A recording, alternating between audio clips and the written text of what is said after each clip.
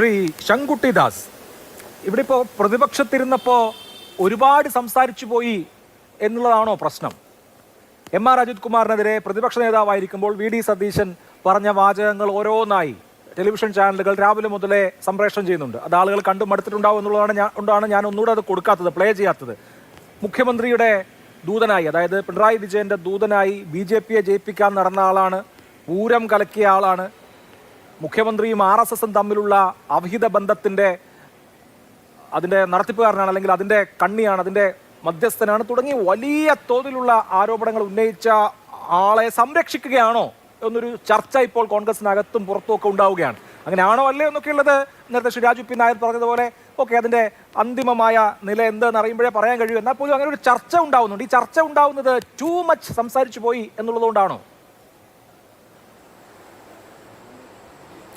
അതുകൊണ്ട് മാത്രമല്ല, നോക്കൂ, കേവലം വോട്ട് ബാങ്ക് രാഷ്ട്രീയ താല്പര്യത്തിന് വേണ്ടി ഒരു വിഷയത്തെ എടുത്ത് ഉപയോഗിക്കുകയും പൊതുസമൂഹത്തിന് ആ കാര്യത്തിൽ വലിയ ആശങ്ക സൃഷ്ടിക്കുകയും അതിനുശേഷം അധികാരത്തിലേറുമ്പോൾ ആ കാര്യത്തെ വളരെ ലാഘവത്തോടു കൂടി കാണുകയും ചെയ്യുന്നതിലെ ഇരട്ടത്താപ്പുണ്ടല്ലോ.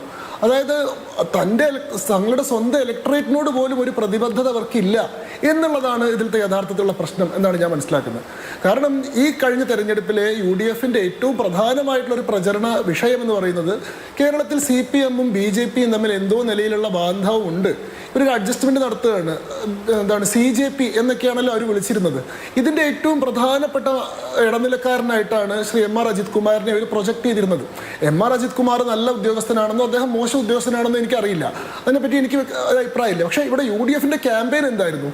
അദ്ദേഹം ദത്താത്രേയ ഹൊസബളയുമായി മീറ്റ് ചെയ്തത്, RSSന്റെ ഉന്നത നേതാവുമായി മീറ്റ് ചെയ്തിട്ടുള്ളത് RSSന്റെ കേരളത്തിലെ പദ്ധതികൾ നടപ്പാക്കാൻ വേണ്ടിയിട്ട് ഒരു ADGP-നെ ചുമതലപ്പെടുത്തുന്നതിന്റെ ഭാഗമായിട്ടാണ്. തൃശ്ശൂരിൽ സുരേഷ് ഗോപി വിജയിക്കുന്നത് M.R. അജിത് കുമാറിന്റെ കൂടി ഇടപെടലോടുകൂടി തൃശ്ശൂർ പൂരം കലക്കിയിട്ട് അതിന്റെ ആനുകൂല്യം BJP-ക്ക് കിട്ടാൻ വേണ്ടിയിട്ടാണ്. അതേപോലെ തന്നെ ഈ പറയുന്ന നവകേരള യാത്രയുമായി ബന്ധപ്പെട്ട് KSU പ്രവർത്തകരെ മർദ്ദിച്ചതിന്റെ ബുദ്ധികേന്ദ്രം ഈ ADGP ആയിരുന്നു. അങ്ങനെ ADGP അജിത് കുമാറിനെ ഒരു വലിയ പ്രതിനായകനായി, ഒരു വലിയ വില്ലനായി കേരള സമൂഹം ഒറ്റക്കെട്ടായിട്ട് എതിർത്ത് തോൽപ്പിക്കേണ്ട ഒരു അധികാര ധാർഷ്ട്യത്തിന്റെ പ്രതീകമായിട്ടൊക്കെ ഇവർ അവതരിപ്പിച്ചിരുന്നു. സ്വാഭാവികമായി ഈ പ്രചരണത്തിൽ വിശ്വസിച്ച് ഇവർക്ക് വോട്ട് ചെയ്തിട്ടുള്ള ആളുകളോട് ഇവർക്കൊരു സ്വാഭാവികമായിട്ടുള്ള ബാധ്യതയുണ്ട്. പ്രത്യേകിച്ചും ഇതിൽ കൃത്യമായിട്ടുള്ളൊരു വോട്ട് ബാങ്ക് പൊളിറ്റിക്സ് ഉണ്ടായിരുന്നു. BJP-യുടെ ദൂതനാണ് എന്ന് പറയുമ്പോൾ CPM-ഉം BJP-യും തമ്മിലൊരു ബന്ധമുണ്ടെന്ന് പറയുമ്പോൾ ഒരു പ്രത്യേക ഇലക്ടറേറ്റിന്, ഒരു പ്രത്യേക വോട്ട് ബാങ്കിനെ അവർക്ക് എതിരാക്കി മാറ്റാമെന്നും തങ്ങൾക്ക് അനുകൂലമാക്കി മാറ്റാമെന്നും ഒക്കെയുള്ള കുറച്ച് കമ്മ്യൂണൽ കൂടി ആയിട്ടുള്ള ഒരു പൊളിറ്റിക്സ് ആണ് അവിടെ പ്രയോഗിച്ചിട്ടുള്ളത്. അങ്ങനെയൊക്കെ ചെയ്തിട്ട് അത് വിശ്വസിച്ച ആളുകൾ ഇവർക്ക് വോട്ട് ചെയ്ത് ഇവരെ ജയിപ്പിക്കുമ്പോൾ അവർ സ്വാഭാവികമായിട്ട് പ്രതീക്ഷിക്കുന്നത് എന്താണ്? നിങ്ങൾ അധികാരത്തിൽ വന്നു കഴിഞ്ഞാൽ അടുത്ത ദിവസം ഈ പറയുന്ന ആൾക്കെതിരെ, ഈ തിന്മയുടെ ആൾരൂപത്തിനെതിരെ ഒരു നടപടി ഉണ്ടാവും എന്നുള്ളതാണ്. എന്നാൽ അധികാരത്തിലേറിയതിനു ശേഷം ആ കാര്യത്തെ തന്നെ പൂർണ്ണമായിട്ട് തമസ്കരിക്കുകയാണ് ചെയ്യുന്നത്. അതല്ലാതെ അജിത് കുമാറിനെതിരെ നടപടി എടുത്തിട്ടില്ല എന്നുള്ളതല്ല ഇതിലത്തെ പ്രശ്നം. ഇവരുടെ പ്രചരണത്തിൽ വിശ്വസിച്ച് ഇവർക്ക് വോട്ട് ചെയ്തിട്ടുള്ള ആളുകളോടുള്ള ഇവരുടെ പ്രതിബദ്ധത എവിടെ എന്നുള്ളതാണ് ഇതിലത്തെ യഥാർത്ഥ പ്രശ്നം. അതായത് ഈ KC വേണുഗോപാൽ കഴിഞ്ഞ ദിവസം പറഞ്ഞത് എന്താണ്?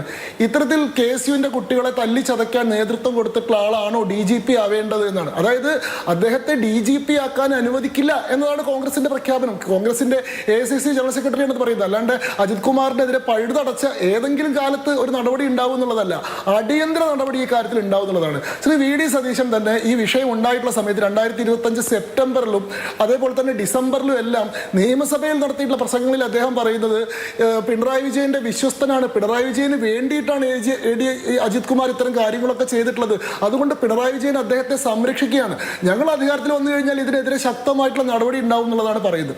അങ്ങനെ അധികാരത്തിൽ വന്നതിന് ശേഷം ഒരു ഒരു കമ്മീഷണറെ കൊണ്ട് ഇദ്ദേഹത്തിനെതിരെ അന്വേഷണം നടത്തി ഒരു റിപ്പോർട്ട് തയ്യാറാക്കി. ആ റിപ്പോർട്ട് കഴിഞ്ഞ ജൂൺ 23 DGP-ക്ക് സമർപ്പിച്ചിട്ടുള്ളതാണ്. ഏതാണ്ട് ഒരു മാസം, 3 ആഴ്ച സമയം കഴിഞ്ഞിട്ടുണ്ട്.